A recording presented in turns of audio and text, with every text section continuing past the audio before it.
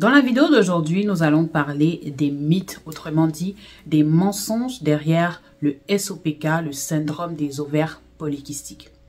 Dans la vidéo 1 et 2, je t'ai parlé globalement de ce que c'est que le SOPK. Je t'ai également parlé des symptômes mais aussi des méthodes de diagnostic. Donc cette vidéo est la troisième partie de cette série. Si tu n'as pas visionné les deux premières vidéos, je t'invite à les faire. Et pour te faciliter la tâche, je te les ai mis directement en barre de description. Donc tu as juste à dérouler la barre de description de cette vidéo et tu trouveras les autres parties. Si c'est la première fois que tu passes par ici, salut à toi, je suis Grace, assistante médicale avec un background en cardiologie, en naturopathie, mais aussi en neurologie.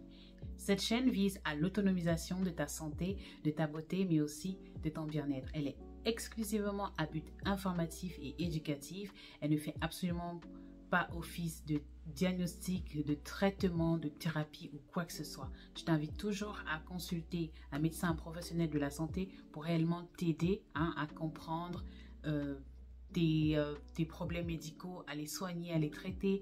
Cette chaîne, je le dis et je le répète, pour éviter les problèmes, est exclusivement à but informatif.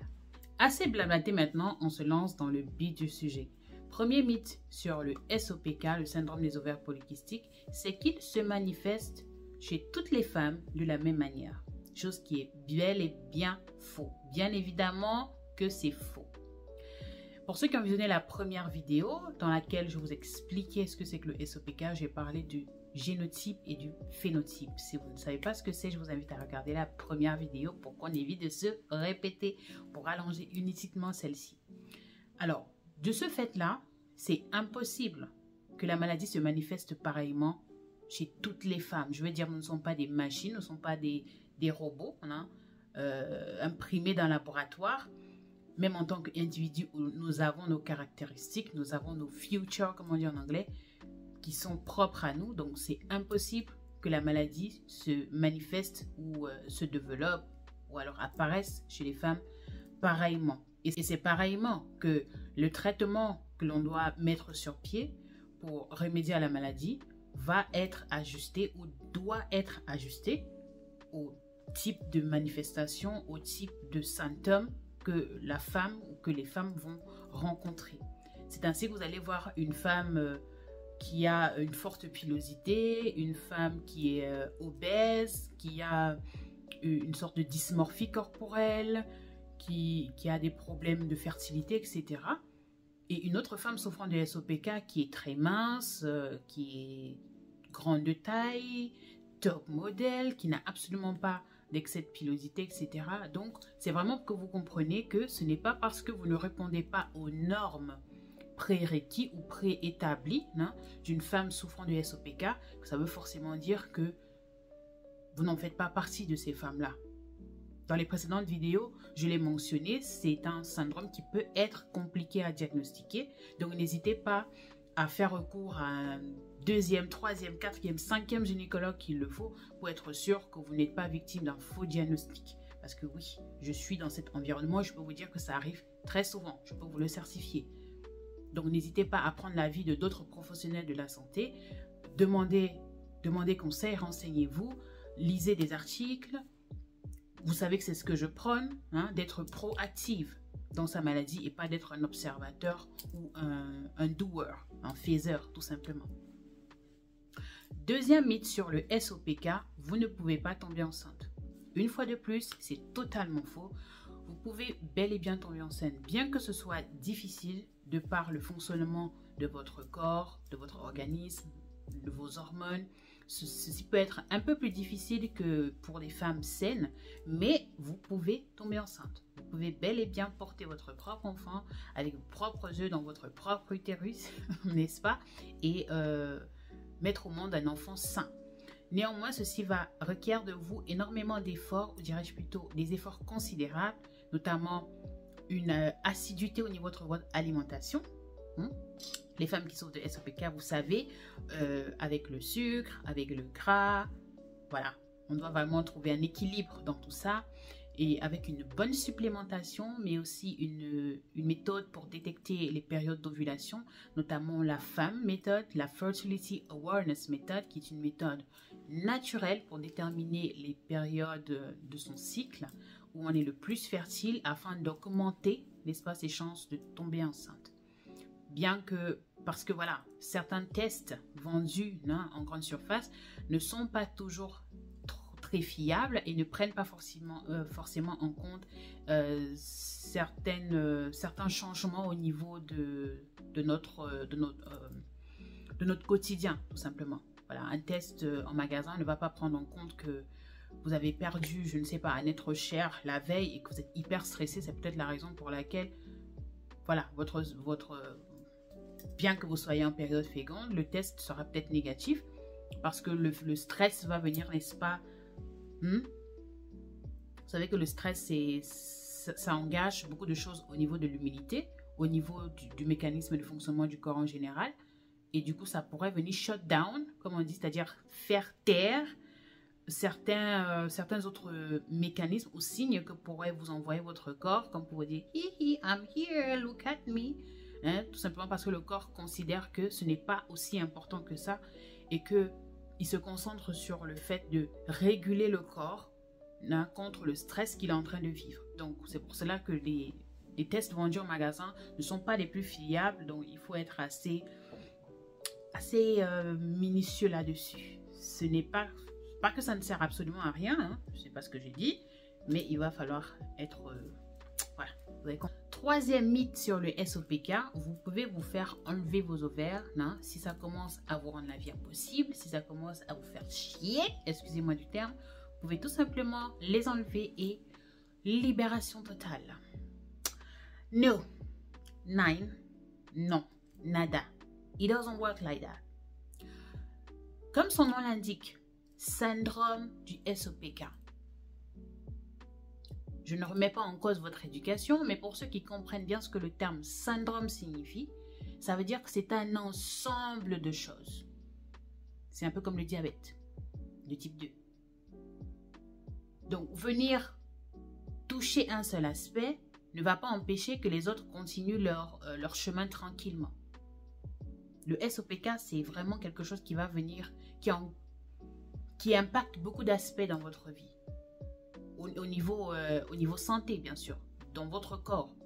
Donc, vous faire enlever vos ovaires, tout comme l'endométriose, c'est pas parce que vous faites enlever votre utérus que forcément vous allez vivre votre meilleure vie. Ce n'est pas la solution.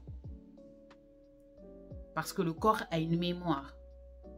Et même si cela ne se manifeste pas dans votre utérus, ça pourrait proliférer ailleurs dans votre corps. Donc non, ce n'est pas une solution. Gardez vos ovaires tranquillement. Ou du moins, il n'y a pas encore suffisamment de preuves que cela pourrait être utile. Après, si vous les avez faites enlever et que ça a fonctionné pour vous, tant mieux. Mais on ne va pas prendre des exceptions pour en faire une règle générale. On est d'accord? Quatrième mythe sur le SOPK, la pilule est votre sauveur. Ah oui, comme tout, ou presque tous les mots féminins d'ailleurs, non? Lorsque vous allez chez un gynécologue au jour d'aujourd'hui, c'est limite si on ne vous... Voilà quoi. Peu importe le mot que vous avez, on va vous dire pilule, pilule, pilule, pilule, pilule. Je ne suis pas en train de faire une mauvaise ou alors un démarketing des gynécologues.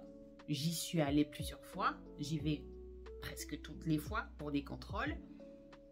Et j'ai aussi un problème, je ne vais pas appeler ça un problème, un inconfort au niveau de ma santé gynécologique. Et j'ai moi-même pu constater que la pilule revenait à chaque fois. J'en ai consulté plusieurs, croyez-moi, j'en ai consulté beaucoup. Quand j'étais au Cameroun, je me disais non, c'est parce qu'on est au Cameroun, machin. Une fois arrivé ici, je trouverais forcément un gynécologue qui va résoudre tous mes problèmes et tout. Mais non. Et ici, c'est même encore pire. Le système capitaliste, voilà. Donc non, la pilule, ce n'est pas la solution à tous vos problèmes. La pilule va venir peut-être réguler votre cycle et même la régulation en question, qui le prix à payer pour cette fameuse régulation-là est assez grand.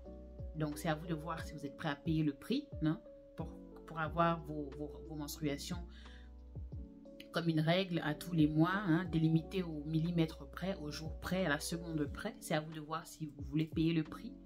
Ce n'est plus un secret pour personne, la pilule cause énormément de troubles chez la femme. ça crée énormément de problèmes entre les arrêts vasculo-cérébraux ou encore des cardiovasculaires, avec la sécheresse vaginale, des infections, des inconforts, des choses comme ça, ou qui favoriseraient même l'infertilité. J'ai envie de vous dire, réfléchissez-y à 2 fois. D'accord? Étant donné que le syndrome des ovaires polykystiques est un syndrome qui peut impacter sur la fertilité de la femme et donc empêcher ou alors réduire les chances de celle-ci à concevoir, donc avoir des bébés, à fonder une famille, etc. On se dit, ok, si vous êtes une femme mature qui a déjà eu voilà, le nombre d'enfants qu'elle souhaite et qui n'a absolument plus besoin d'avoir d'enfants, vous n'avez pas à vous faire de soucis sur votre syndrome du SOPK. Je veux dire, il va juste falloir vivre avec, hein, faire comme si de rien n'était et tout ira bien. Une fois de plus, 9, no. Nada, it doesn't work like that. Comme je l'ai dit plus haut, ce n'est pas un mot ponctuel, c'est un syndrome, c'est-à-dire que ça englobe beaucoup d'autres choses, beaucoup d'autres segments de votre vie, qui impactent votre vie de près ou de loin. Les femmes souffrant des SOPK ont un problème d'insuline, c'est-à-dire la régulation du taux de sucre dans le sang. Et si ce n'est pas traité, ça mène au diabète de type 2. Et le diabète de type 2, vous savez, pour ceux qui ne le savent peut-être pas, c'est un mot qui est aussi, c'est une maladie qui est assez ambiguë aussi. Ça englobe énormément de choses. Lorsque vous traitez votre diabète, il y a beaucoup d'autres choses que vous devez traiter à côté. Parce que c'est une maladie qui affecte votre système immunitaire de manière générale. Et donc, par ricochet, en conséquence, ceci aura d'autres conséquences ou alors des répercussions sur d'autres aspects de votre vie. Donc, non, il n'y a pas de baguette magique, il n'y a pas d'échappatoire. Ça ne marche pas comme ça. C'est pas parce que vous vous dites je n'ai plus à faire d'enfant ou que je m'en fous si je règle pas, voilà quoi. Non, ce n'est pas la solution malheureusement. Je vous invite, je vous convie, je vous encourage à faire des efforts pour manager votre SOPK, s'il vous plaît, mesdames. Un dernier pour la route, et ceci est plutôt une bonne nouvelle. Hein, voilà, il fallait quand même terminer par une note positive. Le SOPK reste constant sur toute la durée de vie d'une femme. Non, ceci est un mythe, c'est pas du tout comme ça que ça marche. Effectivement, plus vous prenez de l'âge et de moins en moins, les désagréments de votre SOPK se feront ressentir. Pourquoi? Eh bien, c'est tout simplement dû au changement hormonal. Hein, c'est tout comme quand vous êtes très jeune, vous avez par exemple des douleurs menstruelles horribles, vous avez, le SPM, dans le syndrome prémenstruel, à l'approche de vos règles, etc. Plus vous prenez de l'âge, et donc plus vous vous rapprochez de la ménopause, et de moins en moins vous allez ressentir ces fameuses manifestations-là dues au changement hormonal. Donc votre corps ne produit plus la même quantité d'hormones à la même fréquence, à la même intensité, parce que il est en train de prendre l'ascendant, je ne sais pas si ça veut dire l'ascendant, mais il est en train de prendre la voie vers le repos, ou alors dirais-je la constance à ce niveau. Hein? Donc le corps, de manière cyclique, se dit ok, on est arrivé à un moment donné où on n'a plus besoin de faire ça, on a déjà fait ça, donc le corps va traverser une autre étape, et ceci pourrait être bénéfique pour vous. Donc c'est la raison pour laquelle les femmes beaucoup plus matures se disent elles n'ont pas besoin de manager leur SOPK, parce que de toutes les façons elles ont déjà fait leurs enfants, elles n'ont plus rien à perdre.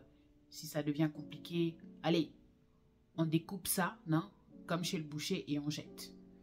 Sauf que ça marche pas toujours. Donc oui, si vous êtes beaucoup plus âgé, vous allez peut-être moins ressentir les effets négatifs, ou alors les manifestations assez prononcées du SOPK sur vous.